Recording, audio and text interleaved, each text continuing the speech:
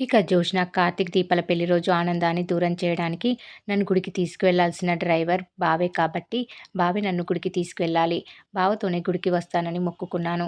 పైగా ఈ మొక్కు నా పెళ్లి గురించి కాబట్టి ఈరోజే ఖచ్చితంగా తీర్చుకోవాలి అంటూ ఏదేదో చెప్పి సుమిత్రను తన వైపు తిప్పేసుకుంటుంది జ్యోత్స్న.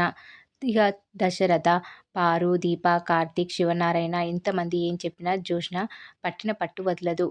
ఇక జ్యోత్స్న మాటలు నమ్మేసిన సుమిత్ర, పోనీలేరా కార్తీక్, దాన్ని గుడికి తీసుకెళ్ళు. దేవుడి దయ వల్ల దానికి మంచి సంబంధం కుదిరి పెళ్లి అయితే అంతకన్నా మనకేం కావాలి అంటూ జ్యోత్స్నకి బదులుగా అడుగుతుంది. పారు, కార్తీక్, దీపాలు జ్యోత్స్న ప్లాన్ గుర్తించి రగిలిపోతూ ఉంటారు. ఇక దశరథ్ అయితే, సరే అయితే దీపను కూడా తీసుకొని వెళ్ళండి. ఈరోజు వాళ్ళ పెళ్లి రోజు కదా, అర్చన చేయించుకుంటారు అంటూ జ్యోత్స్న ప్లాన్‌కి బ్రేక్స్ వేసే ప్రయత్నం చేస్తాడు.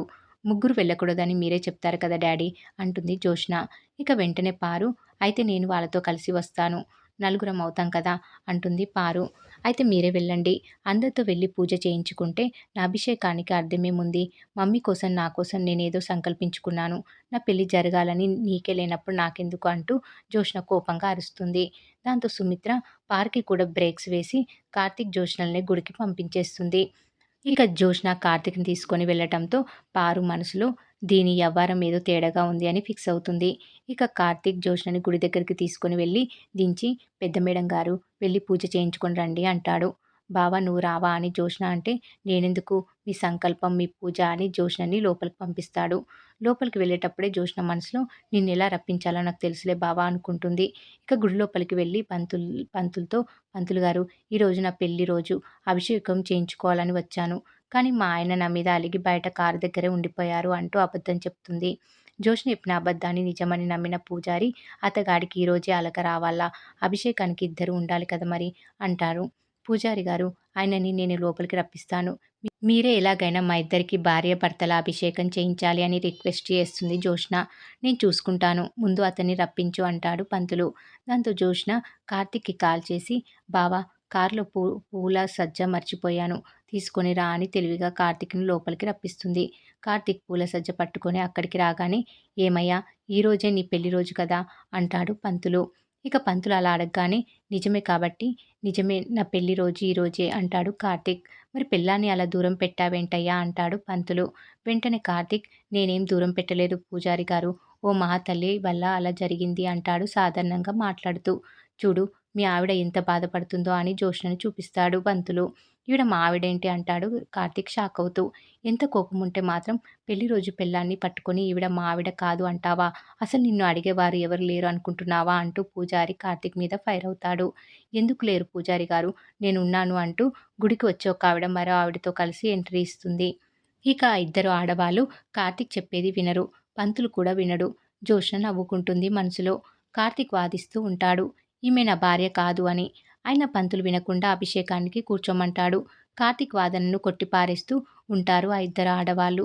ఇక కార్తీక్ తప్పించుకోలేని స్థితిలో, పంతులు గారు క్లారిటీ నేనిస్తాను అంటూ పారు ఎంట్రీ ఇస్తుంది. ఒక్కసారిగా షాక్ అయిపోతుంది జ్యోత్స్న. పారు, నువ్వా? ఇక్కడ అంతా కన్‌ఫ్యూజన్‌లో ఉంటే నీ ఎంట్రీ ఏంటి పారు అంటాడు కార్తీక్ అయోమయంగా. అమ్మా దీప అని పిలుస్తుంది పారు. దీప వచ్చిందా అని షాక్ అవుతుంది జ్యోత్స్న. రాలేదు, నేనే తీసుకొచ్చా అంటుంది పారు. ఇక అప్పుడే దీప లోపలికి వస్తుంది నవ్వుతూ. వెంటనే కార్తీక్, ఇదిగో పంతులు గారు, ఈవిడే నా భార్య దీప. ఈరోజు మా పెళ్లి రోజు అని చెప్తాడు. వెంటనే పారు కార్తీక్ మాటల్ని బలపరుస్తూ, వీళ్ళకి అభిషేకం చేయండి పంతులు గారు అంటుంది. వెంటనే జ్యోత్స్న వైపు చూసిన పంతులు, ఎందుకమ్మా అబద్ధం చెప్పావు అంటాడు కోపంగా. నేను అబద్ధం చెప్పలేదు పంతులు గారు, మీరే అపార్థం చేసుకున్నారు అని కవర్ చేస్తుంది జ్యోత్స్న. ఇక కన్‌ఫ్యూజన్ నుంచి బయటపడిన పంతులు దీపకు, కార్తీకులకు పూజ చేసి ప్రసాదమిస్తాడు. దీపతో కార్తీక్‌కి, కార్తీక్‌తో దీపకి బొట్టు పెట్టించి ముచ్చటగా సంబరంగా పూజను జరిపిస్తారు పంతులు.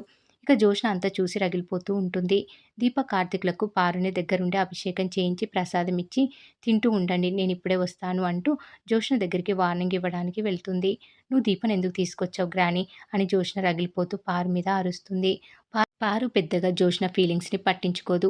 దీపే తన సొంత మనుమరాలు అనే భ్రమలో ఉన్న పారు, దీప జోలికి రావద్దు, వస్తే నేను ఊరుకోను, దీపను కాపాడడానికి నేనున్నాను, అవసరమైతే నీతో యుద్ధానికైనా రెడీ అంటూ మాస్ వార్నింగ్ ఇచ్చి జ్యోత్స్నకి ఇంకా చిర్రెత్తుకొచ్చేలా చేస్తుంది. ఇక మరోవైపు శివనారాయణ ఇంట్లో అటు ఇటు తిరుగుతూ ఆలోచిస్తూ ఉంటే దశరథ్ వస్తాడు. ఇద్దరికి కాఫీ తెస్తుంది సుమిత్ర. దశరథ, నువ్వు ఆస్తి విషయంలో తీసుకున్న నిర్ణయం సరైనదే అని జ్యోత్స్నలో వస్తున్న మార్పు చూసి నాకు నమ్మకం కలిగిందిరా. మంచి పని చేశావంటూ మెచ్చుకుంటాడు. అప్పుడే పారిజాతం ఎక్కడ కనిపించడం లేదు అంటాడు శివనారాయణ. దీపం తీసుకొని గుడికి వెళ్ళింది మామయ్య గారు. ఎలాగో కార్తీక్ అక్కడే ఉన్నాడు కదా, అభిషేకం చేయించి తీసుకొస్తాను అంది అంటూ సుమిత్ర తాతతో చెప్పగానే తాత షాక్ అవుతాడు. అసలు అసలు దశరథ, మీ పిన్నిలో ఇంత మార్పు ఏంట్రా అంటాడు అనుమానంగా. తాత అలా అనగానే వెంటనే సుమిత్ర, అత్తయ్య మార్పుని మనం నమ్మొచ్చు మామయ్య గారు అని అంటుంది. దాంతో అలా అయితే మనకు మంచి రోజులు వచ్చినట్లేనమ్మా అంటూనే కొడుకు దశరథతో, ఎందుకు దశరథ, ఈ మధ్య మీ పిన్ని కూడా నాకు బాగా నచ్చుతుంది, బాగా మాట్లాడుతుంది అంటాడు శివనారాయణ. ఇక దశరథ నవ్వుతాడు. మొత్తానికి పారు శివనారాయణ మనసులో స్థానం సంపాదించుకుంటుంది. మరోవైపు కార్తీక్ దీపాలు ప్రసాదం తింటూ జ్యోత్స్న చేస్తున్న కుట్రల గురించి చర్చించుకుంటూ ఉంటారు. ఇంతలో జ్యోత్స్న చాటుగా వెళ్ళి వాళ్ళ మాటలు వినడం మొదలుపెడుతుంది. మరి ఏం జరగబోతుంది అనేది రాబోయే ఎపిసోడ్లో తెలుసుకుందాం.